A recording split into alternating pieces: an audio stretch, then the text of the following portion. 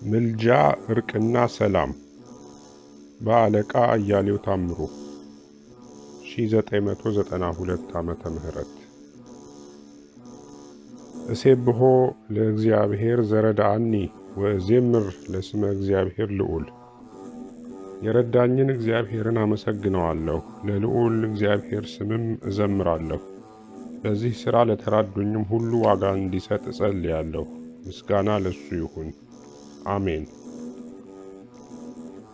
ቀዳሚ ማስታወሻ ለመላ ኢትዮጵያውያን አስተበቋክሙ አሃዊነ ከመ ትጥቀነይዋ ለእንተ ተውህበት ለቅዱሳን ሃይማኖት። ወንድሞቻችን ለቅዱሳን አባቶቻችሁ የተሰጠችውን ሃይማኖት ተግባር አድርጋችሁ እንድትይዟት የእኛ የራሳችን ውርሳችን ቅርሳችን ብላችሁ እንድትጠብቋት አደራ አላችኋለሁ። የይሁዳ መልእክት ምዕራፍ 1 ቁጥር 3።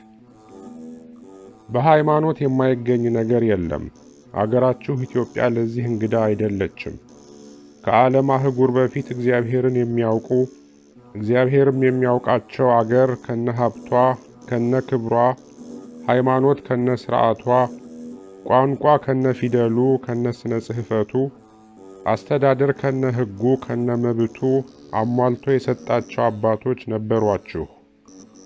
በመኃልየ ሰሎሞን ምዕራፍ 7 ቁጥር 14 ትርንጎዎች መዓዛቸውን ሰጡ፣ በእርሻችን የፍራፍሬ አይነቶች ሁሉ አሉ፣ አዲሱ ከአሮጌው ጋር አለ እንዳለው በመንፈሳዊው በሥጋዊውም ብሉይ ከሐዲስ የተሟላላት አገር ነበረቻችሁ። ዛሬ ግን ሁሉም እየታጣ ነው። ኢትዮጵያ የገነት ጎረቤት እንደመሆኗ ዘፍጥረት ምዕራፍ 2 ቁጥር 13 በገነት ያለ ሀብት ሁሉ በኢትዮጵያ አለ። ግን የሚወረሰው በሃይማኖት ስለሆነ ሃይማኖት ከሌለ ሁሉም የለም። ስለዚህ ሁሉን አጥቶ ከመቸገር ሁሉን ላለማጣት ሃይማኖትን ማግኘት። ነባሪቱን ሃይማኖታችሁን አጥብቃችሁ ያዙ፣ ሁሉም የናንተ ይሆናል። እምቢ ብትሉ ግን ፍርድ ይጠብቃችኋል። ወደ እግዚአብሔር ተመለሱ፣ ይመለስላችኋል። ወደ እግዚአብሔር ቅረቡ፣ እሱም ወደ እናንተ ይቀርባል።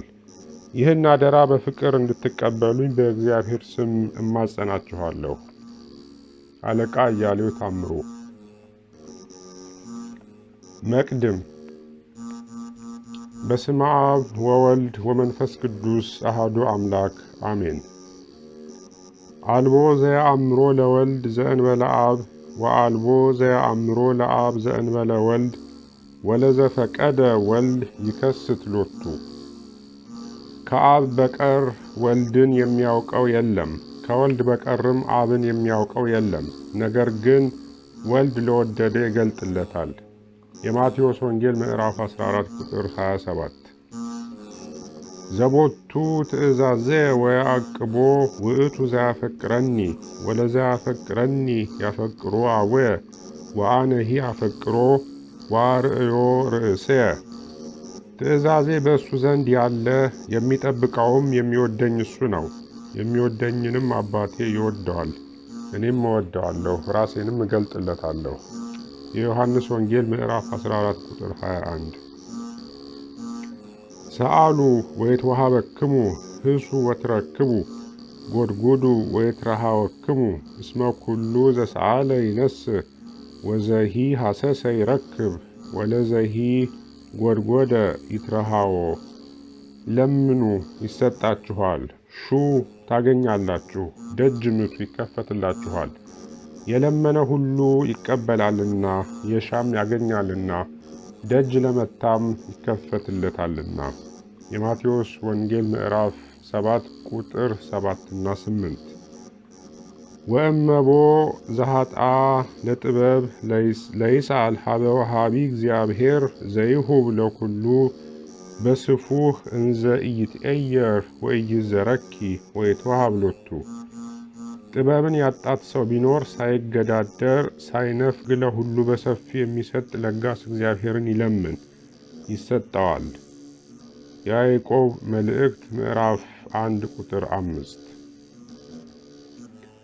የተወደዳችሁ ምዕመናን ኦርቶዶክሳውያን ይህን መጽሐፍ የምታነቡ ሁሉ ወደ መጽሐፉ ከመግባታችሁ አስቀድሞ እግዚአብሔር እንዲገልጽላችሁ ለምኑት።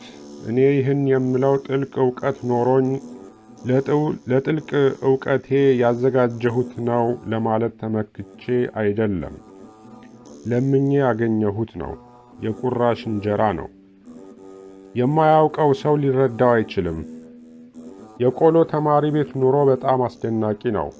እንጀራው ከብዙ ቤቶች የተሰባሰበ ቁርስራሽ፣ ከሱም ጋራ ከብዙ ቤቶች የተሰበሰበ ንፍሮና ቆሎ፣ ጥሬና ብስል፣ ውጥንቅጥ፣ ድብልቅ ተቀላቅሎ ያ ነው የተማሪው ምግብ። በእንተ እግዚአብሔር በእንተ ማርያም ብሎ ተማሪው ሲለምን እናቶች አይጨክኑም። በእንተ እግዚአብሔር በእንተ ማርያም ብለው ያላቸውን ይዘክሩታል። ያ ነው የተማሪው የዘላለም ምግብ። ጣዕሙን እንዴት ብዬ ልነግራችሁ አልችልም። ጤንነቱ ጉልበትነቱም አይመረመርም። እጹብ ድንቅ ነው። እጅግ በጣም ይጣፍጣል። የወዲቱን የእናትን እጅ ያስረሳል። ለዚህ ነው አስቀድማችሁ ለምኑ ያልኳችሁ። እኔ ለምኜ ነው ያገኘሁት። ከእግዚአብሔር ለምኜ ነው ይህን መጽሐፍ ያዘጋጀሁላችሁ። ይህ 6ኛ መጽሐፌ ነው። ከዚህ በፊት የኢትዮጵያ እምነት በሦስቱ ሕግጋት መች ተለመደና ከተኩላ ዝምድና፣ የኑሮ መሠረት ለሕፃናት፣ የጽድቅ በር፣ ወላዲታ አምላክ በኢትዮጵያ፣ አሁንም ይህ 6ኛው መጽሐፍ መልጃ፣ ዕርቅና ሰላም። ቀደም ሲል የዘረዘርኳቸው ጥቅሶች እንደሚያስረዱት ስለ ዝግጅቱ የነበረኝን ጭንቀት በዚህ ልትመጥኑ ትችላላችሁ።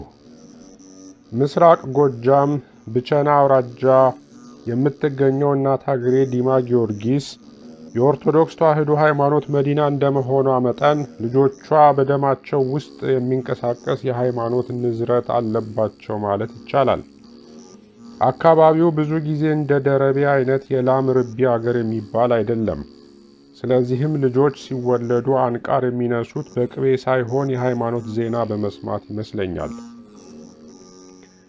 በዚያ አካባቢ የቅባትና የተዋሕዶ እምነት ክርክሩም ሰፍቶ ጎልቶ የኖረ እንደመሆኑ መጠን የተማረ ይሁን ያልተማረ በዚያ አካባቢ የሚኖር አገርህ የት ነው ተብሎ ሲጠየቅ አገሬ ዲማ ነው ካለ ሃይማኖቱ ተዋሕዶ መሆኑ፣ ሌላ አገር ከጠቀሰ ደግሞ ሌላ መሆኑ በዚህ ብቻ ይታወቃል። አያጠያይቅም፣ አያነጋግርም። ታላቁ ሊቅ ክቡር መልአከ ብርሃን አድማሱ ጀንበሬ በመጻሕፍታቸው እንደገለጹት ዲማ የተወለደ ልጅ እድሉ ሳይሆን ይቅር እንጂ በተወለደ በ4 ዓመቱ ትምህርት ቤት ሳይገባ ፊደል ሳይቆጥር የሚቀር የለም። በማንኛውም እድሉ ባሰማራው ሁኔታ ቢያድግም ደግሞ አገሩ ዲማ ሃይማኖቱ ኦርቶዶክስ ተዋሕዶ መሆኑን የማይገነዘብ የለም። እድሉ ሆኖ እግዚአብሔር ፈቅዶለት በትምህርቱ ከገፋ ደግሞ ከሐዋርያዊት እምነት ወጥቶ ሕጸጽ የሚታይበት ማንም የለም። ቢሆን ለሌላው ይተርፋል፣ ያለዚያ ደግሞ ራሱን ጠብቆ ይኖራል። ሁኔታው በዚህ አይነት በልጅነት አብሮ የሚያድግ በመሆኑ እኔም ወደ ትምህርት ቤት ከገባሁበት ጊዜ ጀምሮ ክብር ምስጋና ይግባውና ዓይኔን ወስዶ በሰው ጉልበት ብድር እንድኖር ሲያደርግ፣ በሌላ በኩል ግን እኔም ከሱ በምጽዋት የተቀበልኩትን እንዳበድር ስላደረገ በማስተማርም መጻሕፍት በማዘጋጀትም በቤተ ክርስቲያን አገልግሎትም ያለኝን በማካፈል እንድኖር አድርጓል። በተማሪ ቤት ሳለሁ እንኳ ለምኜ የበላሁ ለጥቂት ጊዜ ነው። ከጥቂት ጊዜ በኋላ ግን እኔም ያለኝን ለሌላው እየተረፍኩ ሌላውም ያለውን እየተረፈኝ ማለት እኔ ያጠናሁትን ለሌላው ጓደኛዬ እያስጠናሁ እያስቀጠልኩ ሌላው ጓደኛዬ ደግሞ ጉልበታም በመሆኑ ከሩቅ ቦታ ቀፎ ለምኖ ካመጣው እየተረፈኝ በዚህ አይነት ሕይወት ነው የኖርኩት። ቦታው፣ ጊዜው፣ መጠኑ፣ እድገቱ፣ ስፋቱ ይለያይ እንደሆነ እንጂ ሕይወቴ አሁንም ያው ነው። ይህ ስለሆነም እኔም ለሌላ የምተርፈው እንዳላጣ፣ ተቀባይም እንዳላጣ፣ ለእኔም የሚተርፈኝ እንዳላጣ ሁልጊዜ በጸሎት በልመና ተጠምጄ እኖራለሁ። በትምህርት ቤት ሳለሁ የሰው ፊት ማየት፣ ዋጋ አልባ ምግብ መብላት ይከብደኛል። ይህ ስለሆነም ምናልባት በአገልግሎት ጊዜ አንድ ነገር ጎድሎኝ እንዳልቸገር ከመዝሙረ ዳዊት ጀምሮ ዜማም፣ ቅኔም፣ ትርጓሜ መጻሕፍትም አቋቋምም ስማር ሙያ ጎድሎኝ የዕለት እንጀራ እንዳላጣ በማለት ነው እድገቴን የገፋሁት። ኋላ ደግሞ ብዙዎች አይነ ስውሮች ሥጋዊ አቅም የሚያንሳቸው ቢሆንም በመንፈሳዊው በኩል ከፍተኛ የማስተማር አቅም ያላቸው ሰፊ ወንበር ዘርግተው በብዙ ደቀ መዛሙርት ተከበው በእግዚአብሔርም በሰውም ዘንድ የሥራ ባለጸጎች መሆናቸውን ሳስብ ይልቁንም የዲማ ልጅ እንደመሆኔ የአባቶቼን የሊቃውንቱን ፈለግ በመከተል የኦርቶዶክስ ተዋሕዶ ሃይማኖትን ምስጢር ጠንቅቆ ማወቅ ለይቶ ማስተማር እንደሚገባኝ ስገነዘብ መጻሕፍትን ለማወቅ ምስጢራቸውን ለመመርመር ለመረዳት ያለኝ ጉጉት እየጨመረ መጣ። በይበልጥ ግን የማላውቀውን ሳላውቅ ቀርቼ ለተመደብኩበት ስፍራ ብቁ አለመሆኔ እረፍት የሚያሳጣ በሽታ እየሆነብኝ በአዲስ አበባ ውስጥ በጀመርኩት አዲስ ኑሮ የቤተ ክርስቲያን ተቃዋሚዎች እየበዙ፣ ጠበቆች እያነሱ፣ ኑፋቄ እየሰፋ፣ የሃይማኖት ትምህርት እየጠፋ፣ በቤተ ክርስቲያንም ዋልጌነት እየፋፋ መሄዱን እየተገነዘብኩ ከሄድኩ ወዲህ ነው። ስለዚህም ሳልወድ በግድ ባለኝ አቅም የኢትዮጵያን ቤተ ክርስቲያንና ምዕመኖቿን ለመርዳት በመድረክ ላይ ለመስበክና ለማስተማር መጻሕፍትን ለማዘጋጀት ወደሚያደርሰኝ ግዳጅ ውስጥ ገባሁ። በጊዜው ሳይጠሉ ሳይናገሩ ብልጣብልጥ ሆኖ አመስግኖ ተወዶ ተመስግኖ መብላት መኖር የሚቻልበት ጊዜ ነው። ለእኔ ግን አምላኬ ይህን አልፈቀደልኝም።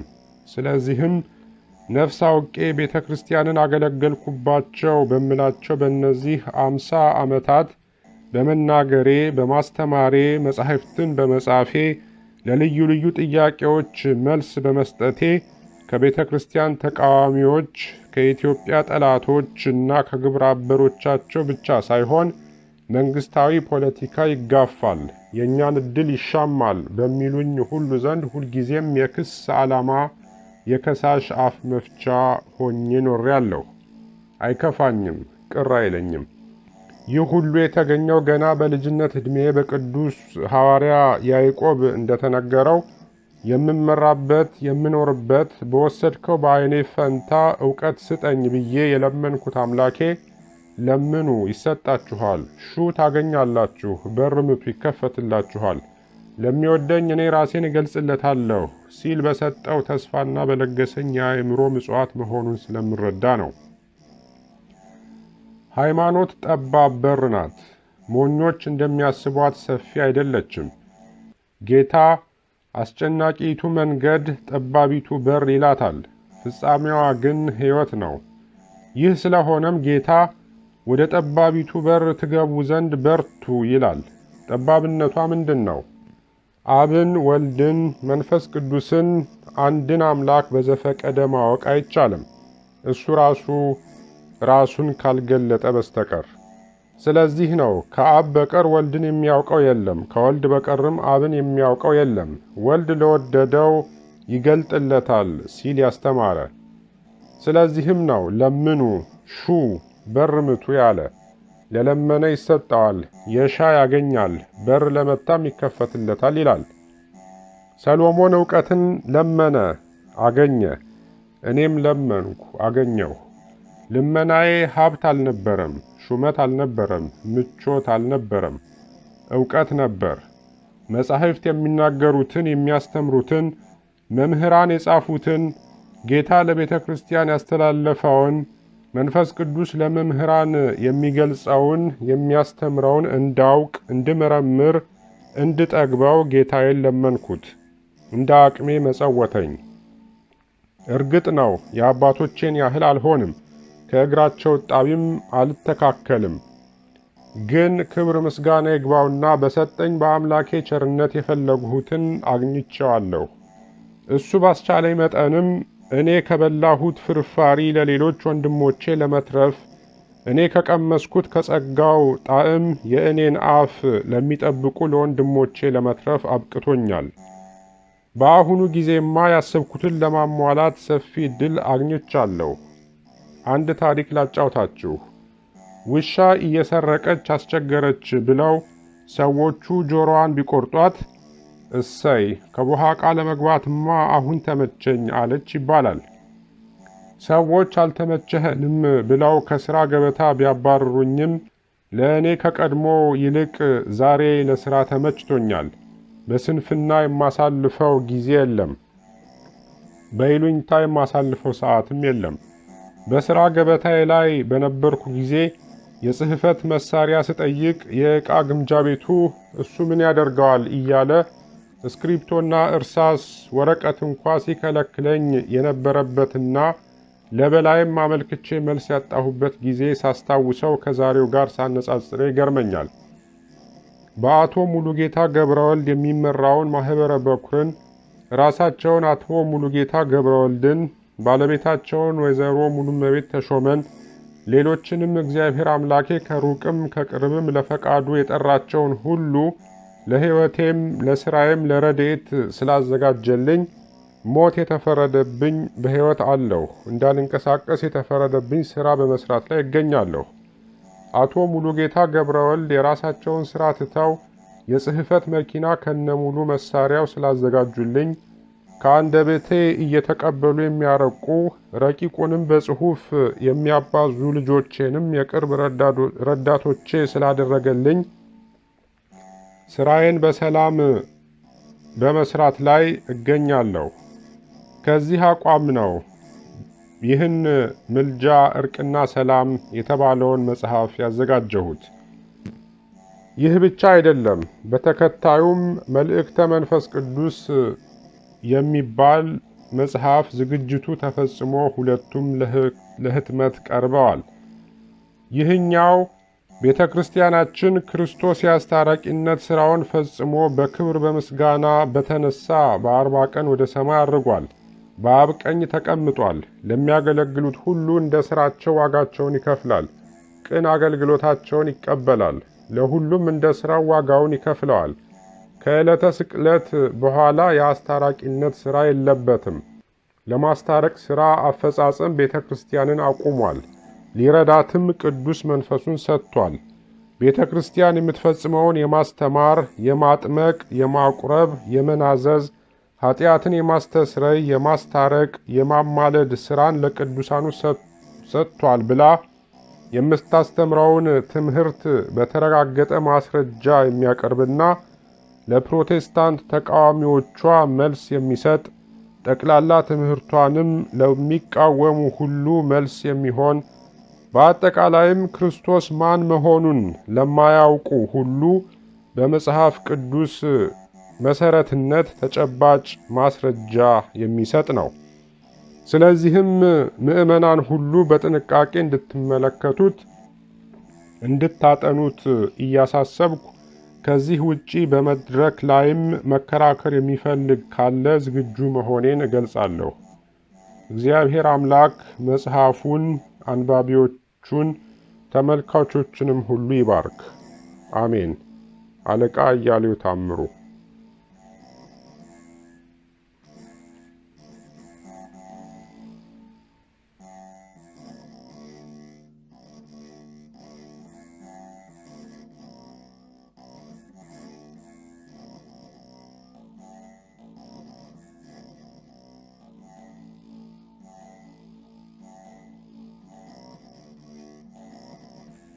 ምልጃ እርቅና ሰላም በአለቃ አያሌው ታምሩ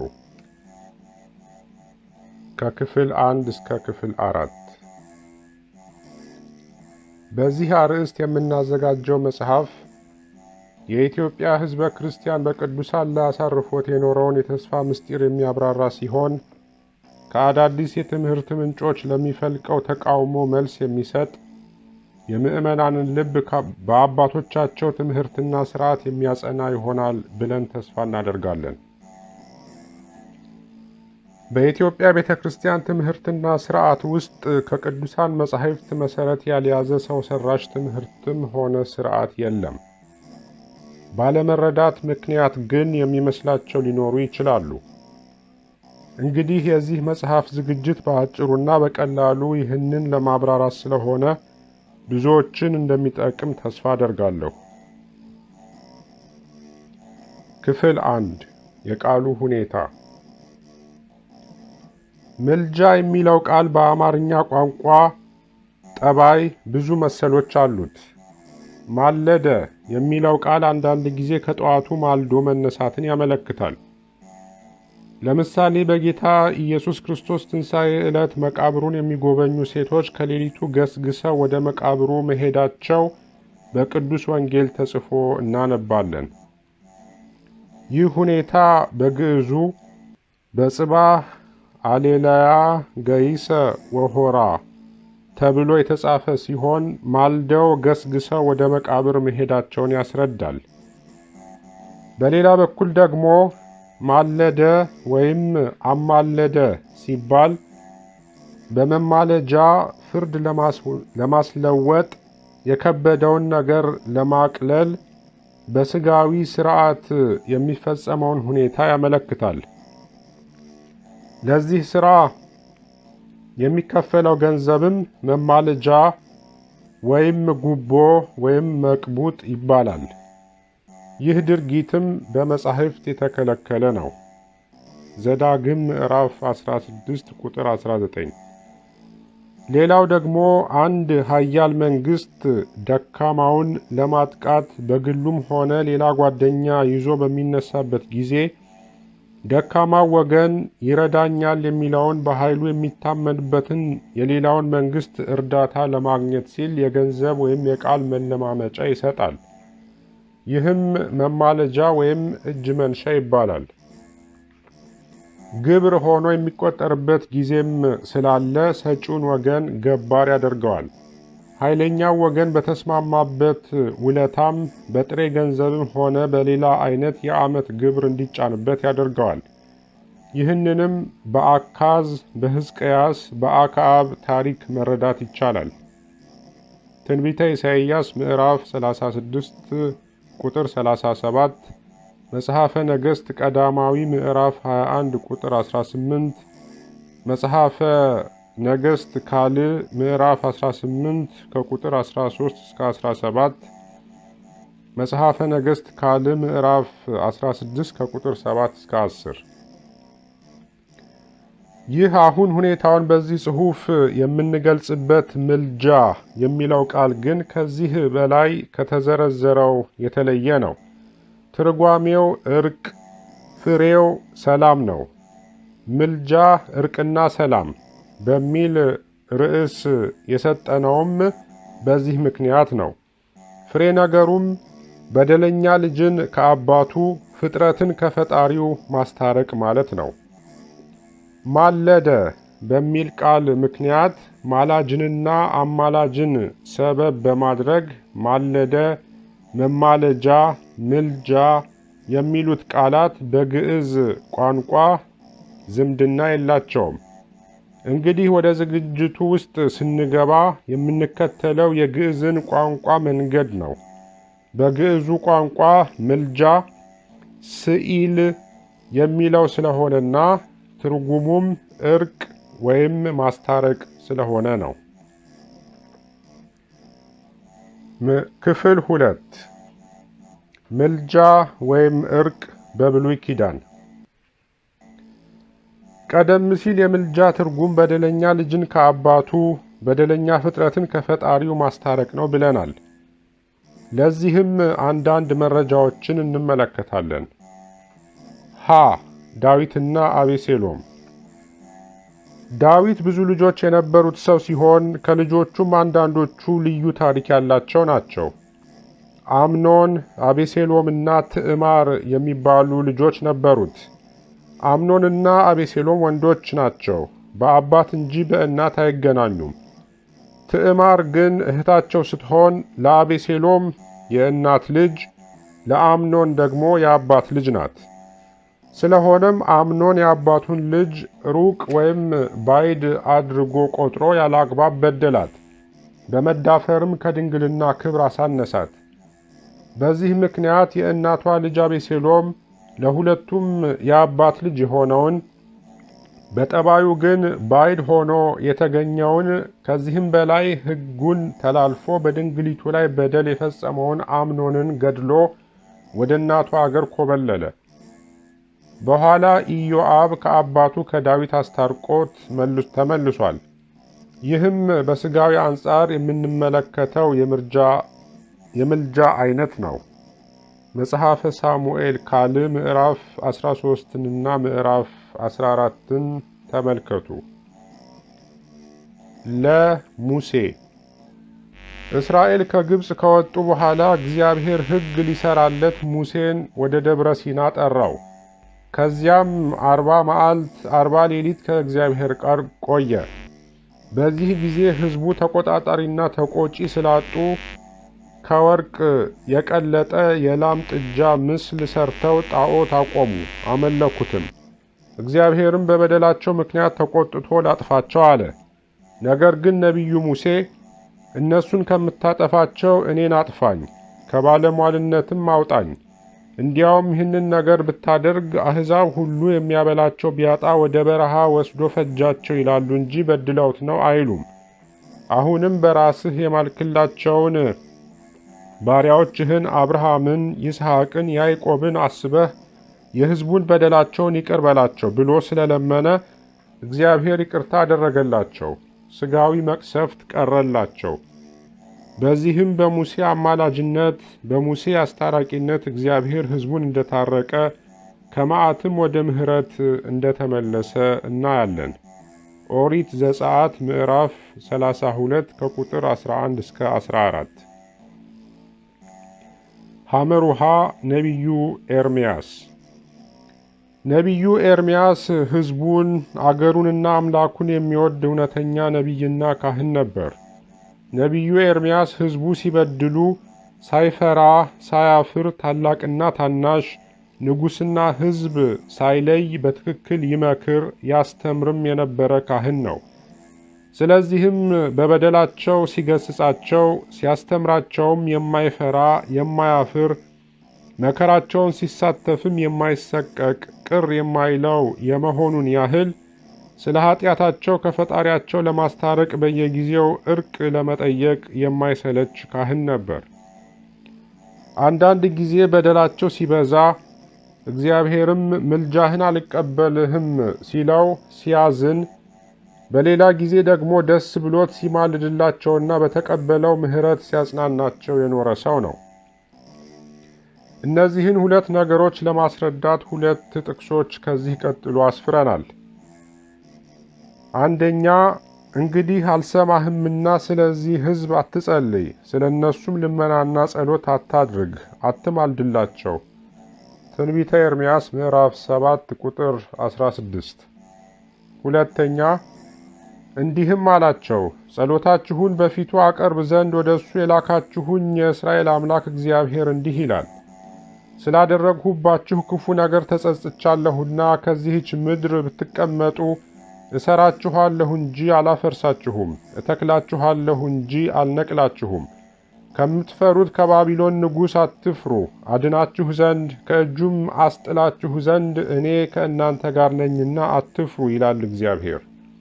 ትንቢተ ኤርምያስ ምዕራፍ 42 ከቁጥር 9 እስከ 11።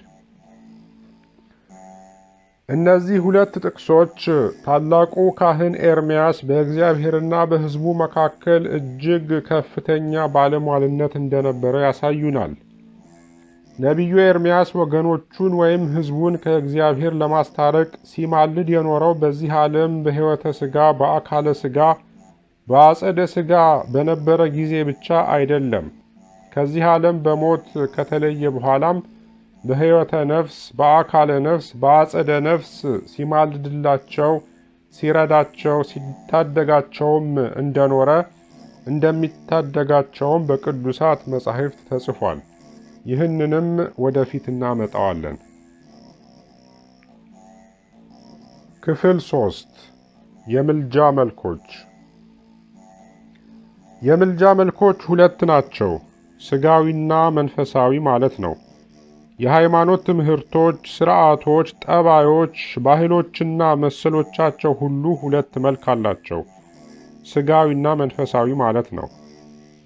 እግዚአብሔር አምላክ የሥጋ የነፍስ ፈጣሪ፣ ገዢ፣ አሳዳሪ፣ መጋቢ ስለሆነ በሃይማኖት የሚፈጸሙ ነገሮች ሁሉ ሥጋዊና መንፈሳዊ መልክ አላቸው። ምልጃም ከነዚህ አንዱ ነው።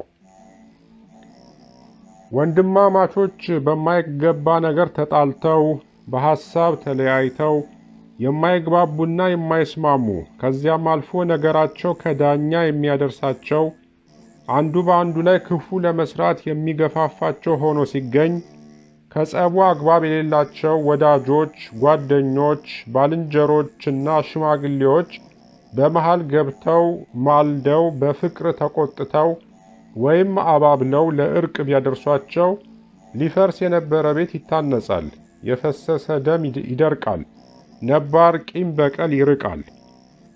በዚህም ምክንያት ጥንት ጠበኞች የነበሩ ሰዎች ሙሉ ሰላም አግኝተው አዲስ ኑሯቸውን ሲያሻሽሉ አስታራቂዎቹም በሁለቱ እርቅ ተቀባይ ወገኖችና ጉዳዩን በሚያውቁት ሁሉ ዘንድ ሞገስ ያገኛሉ። ጥቅሙም ለሥጋና ለነፍስ ስለሆነ በነፍሳቸውም ብፅዕናን ያገኛሉ። ሰውን ከሰው ሰውን ከእግዚአብሔር ስለሚያስታርቁ ሰዎች ብፁዓን ገባርያነ ሰላም እስመ እሙንቱ ውሉደ እግዚአብሔር ይሰመዩ፣ እርቅ የሚያደርጉ ወይም የሚያስታርቁ ብፁዓን ናቸው፣ እነሱ የእግዚአብሔር ልጆች ይባላሉና ተብሎ ተጽፏል። የማቴዎስ ወንጌል ምዕራፍ 5 ቁጥር 9። በተለይም ክርስቲያን ማንኛውንም መለያየት በእርቅ መወሰን ሲገባቸው አሳበ ግትሮች ሆነው እስከ ዳኛ የሚደርሱ ከሆነ ይህ አፈጻጸም ለእነሱ የማይገባ መሆኑን ቅዱስ ጳውሎስ ለቆሮንቶስ ሰዎች በጻፈው መልእክቱ አስረድቷል። አንደኛ ቆሮንቶስ ምዕራፍ 6 ቁጥር 7። በተለይም የቀኑን በቀን ቁጣን እያበረዱ ፍቅርን እያጸኑ በመሄድ ፈንታ ቂም እየያዙ ጥል እያጠነከሩ መሄድ ለክርስቲያኖች የማይገባ መሆኑ ተገልጿል። ስለዚህም ወዘእንበለ ይዕርብ ፀሐይ አቁርሩ መዓተክሙ፣ ፀሐይ ሳትጠልቅ ቁጣችሁን አብርዱ ተብሎ ተጽፏል። ኤፌሶን ምዕራፍ 4 ቁጥር 26። ቅዱስ ጴጥሮስም ወንድሜ ስንት ጊዜ ቢበድለኝ ይቅርታ ላድርግለት ብሎ ጌታችንን ሲጠይቀው በየቀኑ 7 ጊዜ ቢበድልና 70 ጊዜ 7 ይቅርታ ቢጠይቅ ይቅር በለው ብሎታል። የማቴዎስ ወንጌል ምዕራፍ 18 ቁጥር 21 እና 22። ይህ ትምህርትና ትእዛዝ የሚያሳየን በየሰዓቱ በየቀኑ የሚበድልና ከአምላኩ ምሕረት የሚጠይቅ ሰው እሱም በበኩሉ የጌታውን የፈጣሪውን የኢየሱስ ክርስቶስን ፍለጋ መከተል የሚገባው መሆኑን ነው። ክፍል 4 ሰውን ከእግዚአብሔር ለማስታረቅ የመጀመሪያው ምልጃ። አንደኛ አዳምና ኖህ። እስካሁን በሥጋ በኩል ያለውን አሳይተናል። ወደፊት የምንናገርለት ምልጃ ግን ውጤቱም ፍሬውም ከፍተኛ ነው። መልኩ ግን አሁንም ያው ነው፣ አይለወጥም፣ ሥጋዊና መንፈሳዊ ነው። የዚህ ምልጃ መሠረቱ ክህነት ነው። ፈጣሪንና ፍጥረትን አንድ የሚያደርግ ነው። ማለት የምልጃ መብት ወይም የክህነት ማዕረግ የተሰጣቸው አበው፣ ነቢያት፣ ሐዋርያት፣ ጻድቃን፣ ሰማዕታት፣ ሊቃነ ጳጳሳት፣ ኤጲስቆጶሳት እና ቀሳውስት ናቸው። ከነዚህም በቀር ከፍጡራን በላይ ከፈጣሪ በታች ፍጹም ክብር የተሰጣት የአምላክ እናት አምላክን የወለደች እመቤታችን ቅድስት ድንግል ማርያምና ቅዱሳን መላእክት የአማላጅነት ክብር፣ የአስታራቂነት መብት ተሰጥቷቸዋል። እንግዲህ አፈጻጸሙን በተራ እንመለከታለን። ሰው በድሎ ከክብሩ ከተዋረደ ከተድላ ገነት ከተሰደደ ወዲህ የአምላኩን ፊት በፍቅር በሞገስ ለማየት ምሕረትን ለማግኘት ወደ ቀድሞ ማዕረጉና ቦታው ለመመለስ በዚህ ዓለም መልካም ኑሮ ለማግኘት ራሱ በጸሎት ከሚያደርገው ደጅ ጥናት ሌላ የቅድስና ሞገስ ባለሟልነት በተሰጣቸው እግዚአብሔር ቃል ኪዳን በገባላቸው የክህነት ማዕረግ በተሰጣቸው በቅዱሳን ሰዎች አማካይነት ብዙ ሲደከምለት ኖሯል።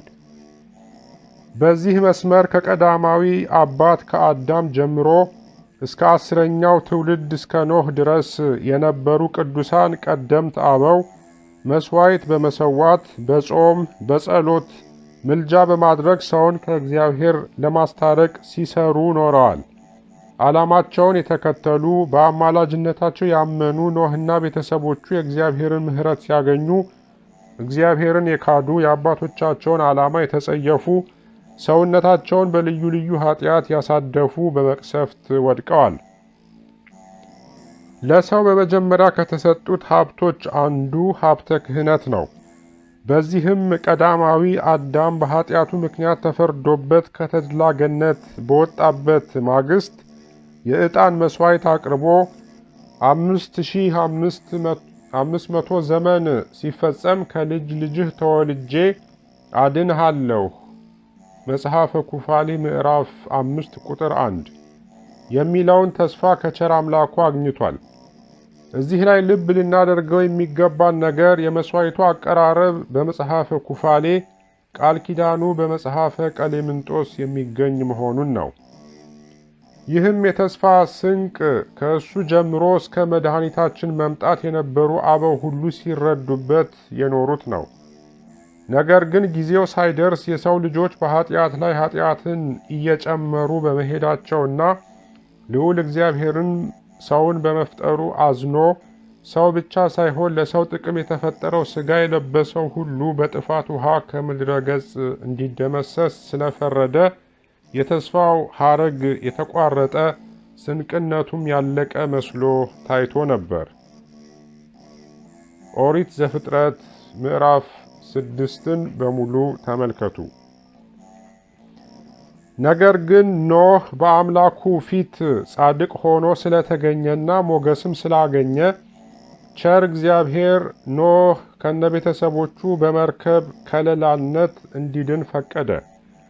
ኋላም እንደ እግዚአብሔር ፍርድ ጥፋተኞች ከተቀጡ በኋላ ኖህ ከነቤተሰቦቹ አብረውትም ከነበሩት ሁሉ ጋር ከመርከብ ሲወጣ መስዋዕት አቅርቦ ለእሱና ለቤተሰቦቹ አብረውትም ለነበሩት ሁሉ ባስገኘው እርቅ እግዚአብሔር በምድር ላይ ሥጋ ለባሽ ፍጥረታት እንዲበዙና በሕይወት የተፈጠሩት ነገሮች ሁሉ ሥርዓታቸውን ጠብቀው እንዲያገለግሉት የምሕረት ቃል ኪዳን ስለሰጠ በእግዚአብሔርና በሰው በምድር በሚኖር ሥጋ ለባሽ ሁሉ መካከል የተሰየመው የኪዳን ቀስት ከዚያ ጊዜ ጀምሮ እስከ ዛሬ በደመና ላይ ይታያል።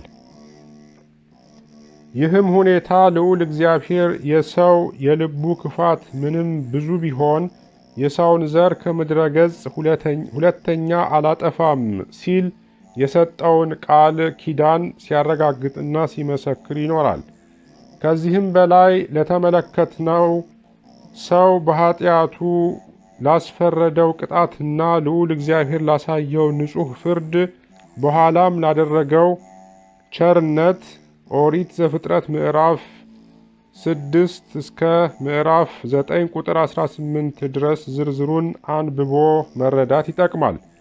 በተለይ ደግሞ በአጭር ልታጠኑት የሚገባችሁን ኦሪት ዘፍጥረት ምዕራፍ 8 ከቁጥር 20 እስከ 22 ያለውንና ኦሪት ዘፍጥረት ምዕራፍ 9 ከቁጥር 8 እስከ 16 ያለውን ከዚህ ቀጥሎ ጽፈንላችኋል።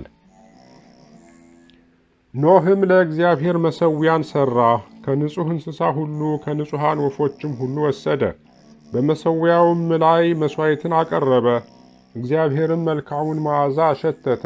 እግዚአብሔርም በልቡ አለ፣ ምድርን ዳግመኛ ስለ ሰው አልረግምም፣ የሰው ልብ አሳቡ ከታናሽነቱ ጀምሮ ክፉ ነውና፣ ደግሞም ከዚህ ቀድሞ እንዳደረግኩት ሕያዋንን ሁሉ እንደገና አልመታም። በምድር ዘመን ሁሉ መዝራትና ማጨድ፣ ብርድና ሙቀት፣ በጋና ክረምት፣ ቀንና ሌሊት አይቋረጡም። ኦሪት ዘፍጥረት ምዕራፍ 8 ከቁጥር 20 እስከ 22። እናንተም ብዙ ተባዙ፣ በምድር ላይ ተዋለዱ፣ እርቡባትም። እግዚአብሔር ለኖኅና ለልጆቹ እንዲህ ብሎ ተናገረ። እኔም እነሆ ቃል ኪዳኔን ከእናንተ ጋር ከሚመጣው ከዘራችሁ ጋር ከመርከብ ለወጡት ለወፎች፣ ለእንስሳትም፣ ለምድር አራዊትም ሁሉ ለማንኛውም ለምድር አራዊት ሁሉ ይሆናል። ቃል ኪዳኔንም ለእናንተ አቆማለሁ። ሥጋ ያለውም ሁሉ ዳግመኛ በጥፋት ውሃ አይጠፋም። ምድርን ለማጥፋት ዳግመኛ የጥፋት ውሃ አይሆንም። እግዚአብሔርም አለ፣ በእኔና በእናንተ መካከል ከእናንተም ጋር ባለው በሕያው ነፍስ ሁሉ መካከል ለዘላለም የማደርገው የቃል ኪዳን ምልክት ይህ ነው።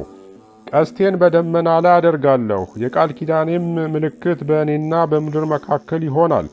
በምድር ላይ ደመናን በጋረድሁ ጊዜ ቀስቲቱ በደመና ትታያለች። በእኔና በእናንተ መካከል ሕያው ነፍስ ባለውም ሥጋ ሁሉ መካከል ያለውን ቃል ኪዳኔን አስባለሁ።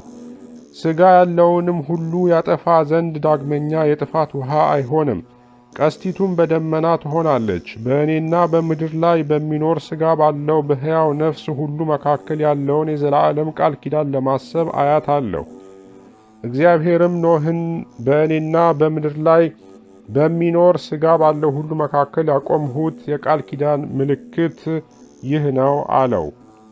ኦሪት ዘፍጥረት ምዕራፍ 9 ከቁጥር 7 እስከ 17።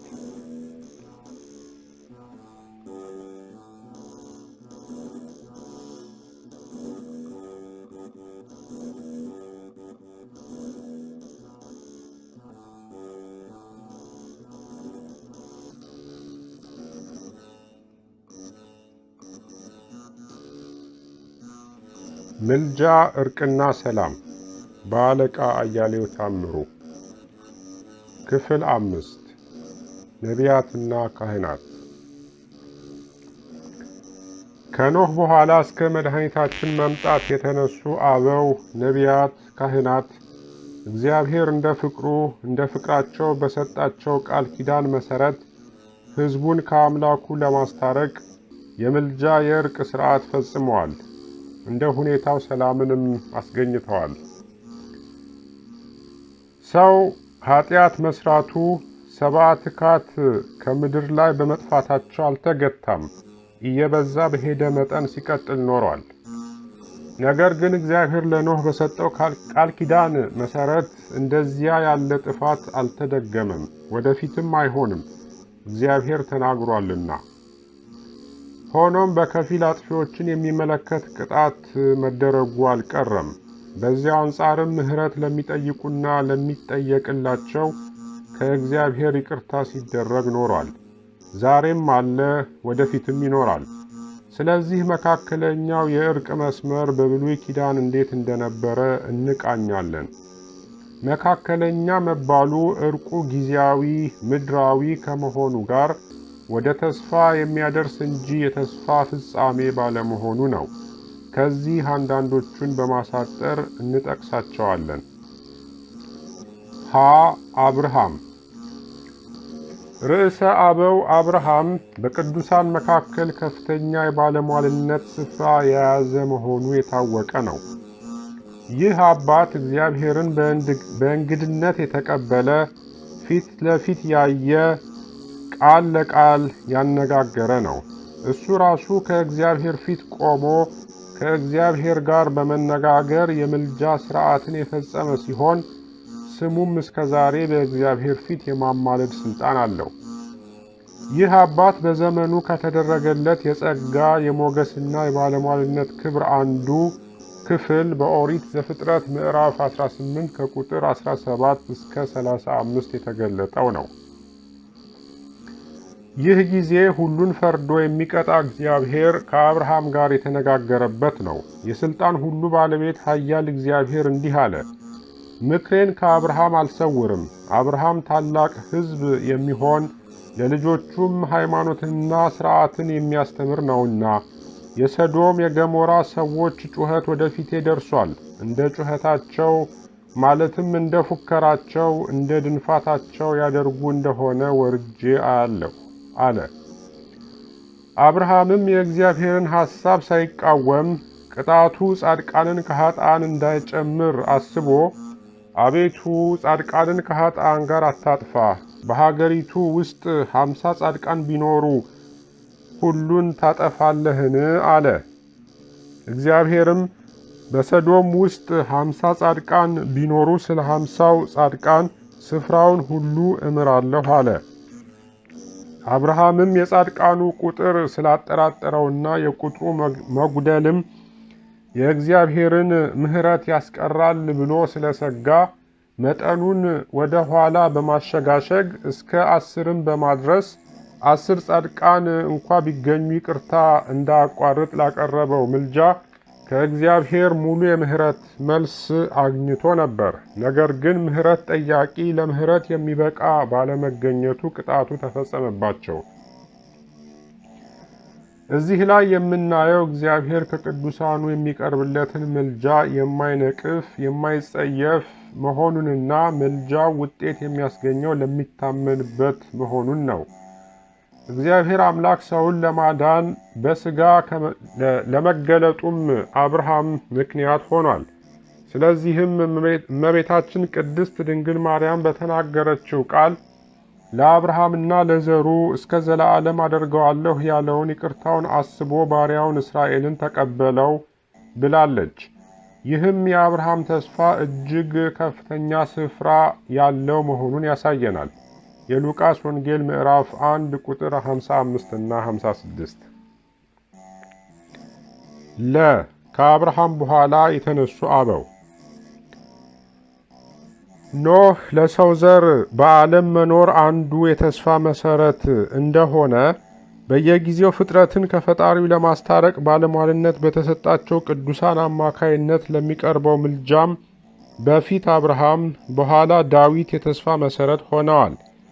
በዚህ ምክንያት ለምልጃ በአማላጅነት በእግዚአብሔር ፊት የሚቆሙ አበው፣ ነቢያት፣ ካህናት ስለ ወዳጅህ ስለ አብርሃም፣ ስለ አገልጋይህ ስለ ይስሐቅ፣ ስለ መረጥከው ስለ ያዕቆብ ብለህ የሕዝብህን ኃጢአት ይቅር በል፣ ጸሎታቸውን ተቀበል፣ ስለ ዳዊት ብለህ ይችን አገር ይቅር በላት እያሉ ይጸልዩ ነበር።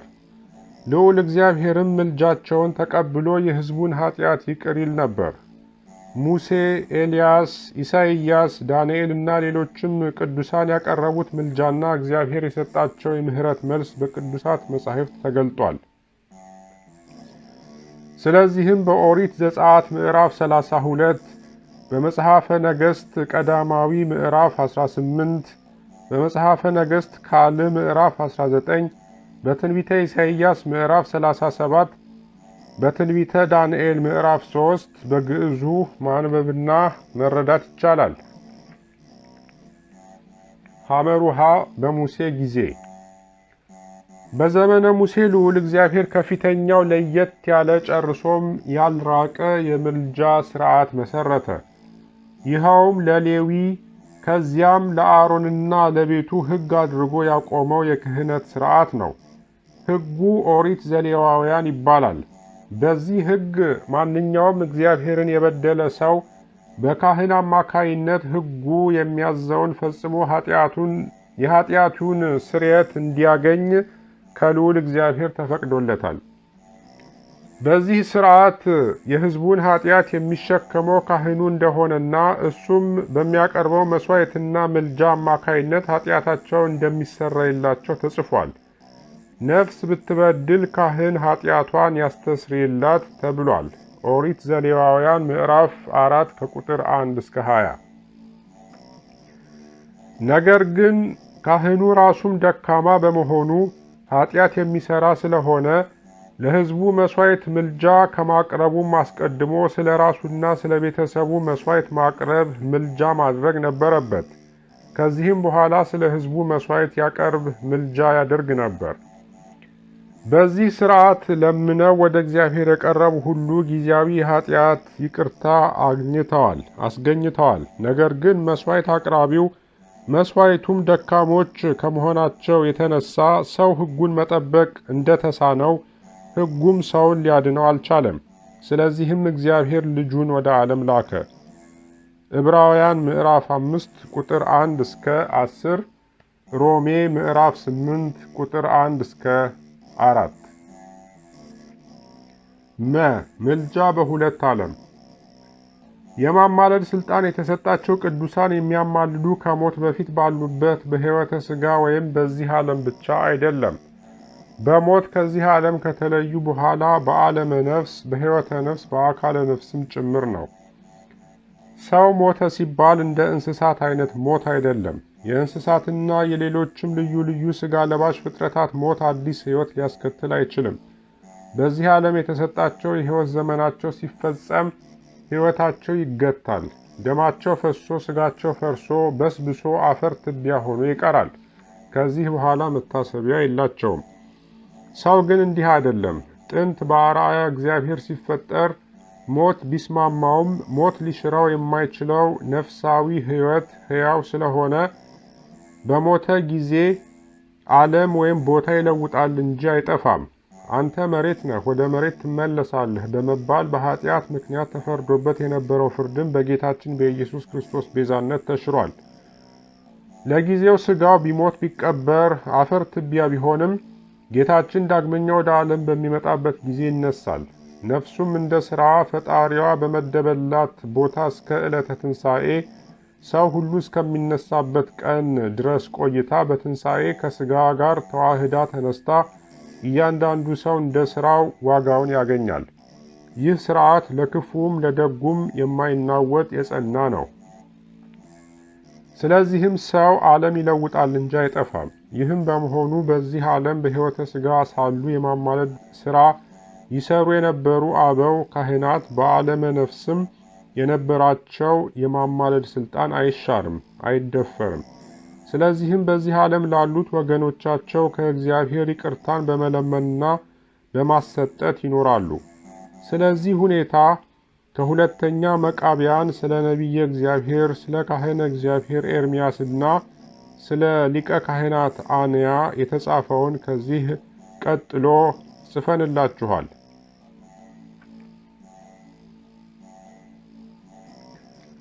መቃቢስ ግን ሁልጊዜ በፍጹም ተስፋ ይታመን ነበረ፣ የእግዚአብሔር ረድኤት ትደረግለት ዘንድ። ጓደኞቹም በአሕዛብ መምጣት እንዳይፈሩ ይመክራቸው ነበረ። ቀድሞ ከሰማይ ይደረግላቸው የነበሩ እርዳታዎችንም እንዲያስቡ ይመክራቸው ነበረ። አሁንም ድል መንሳትን ረድኤትን እንዲሰጣቸው ሁሉ ወደሚቻለው እንዲተማመኑ በእግዚአብሔር እመኑ አላቸው። በሙሴ ጊዜ በነቢያትም ዘመን የተደረገውንም ትግላቸውንና ማሸነፋቸውንም ነገራቸው። ይህንንም እያስታወሰ አበረታታቸው፣ ልባቸውንም ሞላው። የአሕዛብን ክፋታቸውን ምሎ ከዳ መሆናቸውንም አስተባብሮ ገለጠላቸው። ሁሉንም አስታጠቃቸው። ግን ጋሻ ጦር በመስጠት ብቻ አይደለም፣ ከዚህ ሌላ በምክር ቃልና የታመነውን ሌሊት ያየውን ሕልሙንም በመንገርም ነው እንጂ። ራእዩም እንዲህ ነበረ። ደግና ተንኮል የለሽ ሰው፣ ፊቱ ግርማ ሞገስን የተሞላ፣ ጠባዩ መልካም፣ ንግግሩ ጣፋጭ፣ ከልጅነቱ ጀምሮ በበጎ ምግባር ተጠምዶ የኖረው ሊቀ ካህናት የነበረው አንያ ይታየዋል። እሱ ሊቀ ካህናት አንያ እጁን ዘርግቶ ስለ አይሁድ ሕዝብ ሁሉ ሲጸልይ ያየዋል። ከእሱ በኋላ ደግሞ ሌላው ሰው ተገለጠለት። በሽበት በክብር በግርማ የተዋበ ነበረ። እጹብ ድንቅ የሆነ ግርማ ሰፍሮበታል፣ እጅግ በጣም ያምራል። አንያ የዚህን ሰው ነገር ለመቃቢስ ይነግረዋል እንዲህ እያለ፣ ይህ ወገኖቹን የሚወድ ስለ ሕዝብና ስለ ቅድስት ሀገር ዘወትር የሚማልድ ነቢየ እግዚአብሔር ኤርምያስ ነው ይለዋል። ያን ጊዜ ኤርምያስ እጁን ዘርግቶ ለይሁዳ የወርቅ ሰይፍ ሰጠው። ይህንንም ሲሰጠው፣ ይህን እግዚአብሔር የሰጠህን ቅዱስ ሰይፍ እንካ፣ በዚህም ጠላቶችህን ትመታቸዋለህ፣ ታሸንፋቸዋለህ አለው። እንግዲህ ከዚህ በላይ እንደተመለከትነው በብሉይ ኪዳን የነበሩ ቅዱሳን ሰዎች፣ አበው፣ ነቢያት፣ ካህናት በአጸደ ሥጋ በአጸደ ነፍስም የምልጃ ሥራ ሲኖሩ ኖረዋል። የምልጃው የመማፀኛው ስም ወይም መማለጃ ሆኖ ይቀርብ የነበረው ስም የቅዱሳኑና የአምላካቸው ስም ነበር። ስለዚህም ቅዱሳን ምልጃቸውን በሚያቀርቡበት ጊዜ እንዲህ ያለ ቃል ይናገሩ ነበር። ለምሳሌ ያህል የሚከተሉትን እንይ። ሀ ሙሴ የማልክላቸውን ባሪያዎችህን አብርሃምንና ይስሐቅን እስራኤልንም አስብ አለ። እግዚአብሔርም በሕዝቡ ላይ ሊያደርግ ስላሰበው ቅጣት ራራ። ኦሪት ዘጸአት ምዕራፍ 32 ቁጥር 13 እና 14። ለኤልያስ አቤቱ የአብርሃምና የይስሐቅ የእስራኤል አምላክ ሆይ አንተ በእስራኤል ላይ አምላክ እንደሆንክ እኔም ባሪያህ እንደሆንኩ ይህንንም ሁሉ በቃልህ እንዳደረግኩኝ ዛሬ ይገለጥ። መጽሐፈ ነገሥት ቀዳማዊ ምዕራፍ 18 ከቁጥር 3 እስከ 39። ሐመሩሃ ዳንኤል ኪዳንህን አትለውጥ፣ ስለ ወዳጅህ ስለ አብርሃም፣ ስለ አገልጋይህ ስለ ይስሐቅ፣ ስለ መረጥከው ስለ እስራኤል ብለህም ምሕረትህን ከእኛ አታርቅ። ትንቢተ ዳንኤል ምዕራፍ 3 ግዕዙን ተመልከቱ። ከዚህ በላይ እንዳሳየነው ቅዱሳን ሰዎች በዚህ አይነት ሥርዓት እየተማጸኑ ለሕዝባቸው የእግዚአብሔርን ምሕረት አስገኝተዋል። እግዚአብሔርም ለጸሎታቸው ፈጣን መልስ ሰጥቷል። ለሙሴ የተቃጣውን መቅሰፍት በመመለስ ለኤልያስ እሳት ከሰማይ ወርዶ መሥዋዕቱን እንዲበላለት በማድረግ ለሰለስቱ ደቂቅ ነበልባለ እሳት በማብረድ ይቅርታውን ገልጿል። አንዳንድ ጊዜም ራሱ እግዚአብሔር አምላክ የቅዱሳኑን ባለሟልነት በሥራም በቃልም የመሰከረበት ጊዜ አለ። እኔ ለያዕቆብ የማልሁትን ቃል ኪዳኔን አስባለሁ፣ ደግሞ ለይስሐቅና ለአብርሃም የማልሁትን ቃል ኪዳኔን አስባለሁ፣ ምድሪቱንም አስባለሁ። ኦሪት ዘሌዋውያን ምዕራፍ 26 ቁጥር 42። ስለ እኔም ስለ ባሪያዬም ስለ ዳዊት ይህችን ከተማ አድናት ዘንድ እጋርዳታለሁ። ትንቢተ ኢሳይያስ ምዕራፍ 37 ቁጥር 35። እንግዲህ ቅዱሳን በእግዚአብሔር ዘንድ ያላቸው የባለሟልነት ሥልጣን እስከዚህ መሆኑን እናያለን።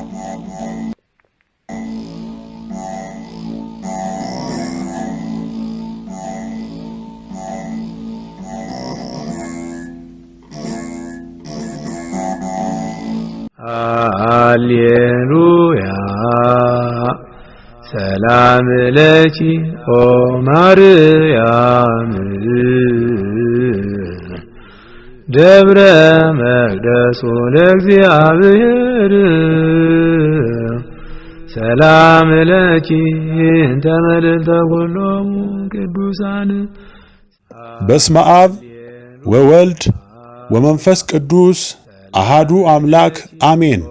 እነሆ የማርያም መንገድ ማምለጫ መዳኛ ለአዳም ዘር በሙሉ የእግዚአብሔር አንድነት ፍቅር የእመቤታችን ቅድስት ድንግል ማርያም አማላጅነት ከሁላችሁ ጋር ይሁን እያልን የማርያም መንገድ የተሰኘ አዲስ መንፈሳዊ ሚዲያ ይዘን ቀርበናል።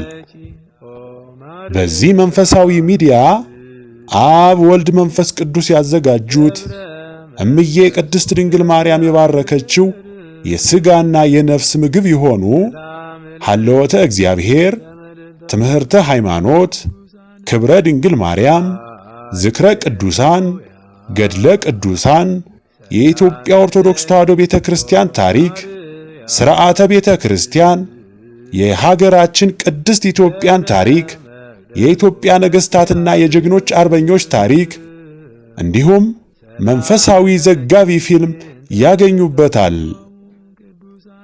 የማርያም መንገድ ማለት መዳኛ ወይም ማምለጫ ማለት ሲሆን ትውልዱ ስለ ኦርቶዶክስ ተዋሕዶ ቤተ ክርስቲያንና ሀገረ እግዚአብሔር ሀገረ ማርያም ተብላ ስለምትጠራው ቅድስት ኢትዮጵያ ታሪኳንና ማንነቷን እንዲያውቅ አውቆም የራሱን ቅዱስ የሆነ ታሪክ እንዲሰራ ለማስቻል የሚሰራ ኢትዮጵያዊ ቀለም፣ ኢትዮጵያዊ አሻራ ያለው ሚዲያ ነው። በውኑ ኢትዮጵያዊ መልኩን ወይስ ነብር ዥንጉርጉርነቱን ይለውጥ ዘንድ ይችላልን? በዚያን ጊዜ ክፋትን የለመዳችሁ እናንተ ደግሞ በጎ ለማድረግ ትችላላችሁ። ትንቢተ ኤርምያስ ምዕራፍ 13 ከቁጥር 23። ይህንን መንፈሳዊ ሚዲያ ለመደገፍ ሼር፣ ላይክ፣ ሳብስክራይብ ያድርጉ። እናመሰግናለን። እነሆ ከዛሬ ጀምሮ ትውልድ ሁሉ ብፅዕት ይሉኛል። የሉቃስ ወንጌል ምዕራፍ 1 ከቁጥር 48። ሰላም ለኪ እንተ መልዕልተ ኩሎሙ ቅዱሳን